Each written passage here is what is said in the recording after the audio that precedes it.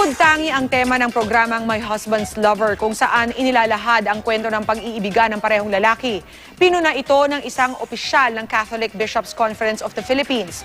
Pero ang MTRCB, wala naman daw nakitang offensive sa mga eksena ng programa. Nakatutok si Micaela Papa.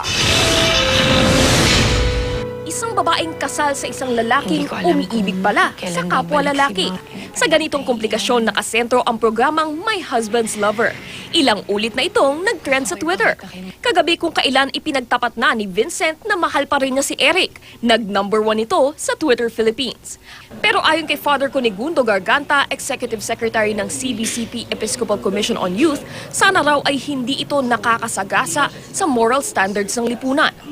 If we continue to feed our public of plus and materials na parang inilalagay na natin at nakukondisyon na natin ang isip ng publiko na this is accepted. Nauunawaan naman daw ng MTRCB ang pahayag ni Father Garganta. Ayon sa MTRCB, wala naman silang natatanggap pang formal written complaint sa My Husband's Lover. Paglilinaw din ng MTRCB, dumaan ang programa sa tamang proseso kung saan nakita naman nilang akma itong ipalabas sa kanyang time slot. Maselan na tema ito.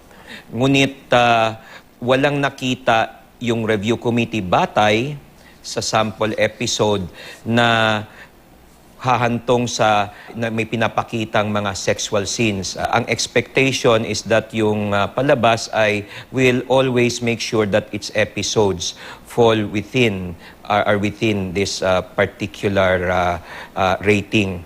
Handa naman daw umaksyon ng MTRCB sakaling may maghain ng written complaint.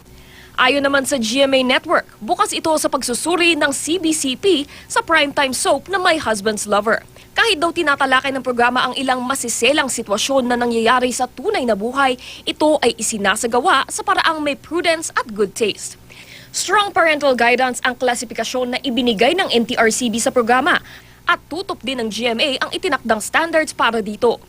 Nagpapasalamat ang GMA Network sa mga sumusuporta sa My Husband's Lover hindi lamang sa panunod nito, kundi pati na rin sa pakikibahagi sa pakikipagdiskusyon at pagkukomento tungkol sa programa. Micaela Papa, Nakatutok, 24 Oras.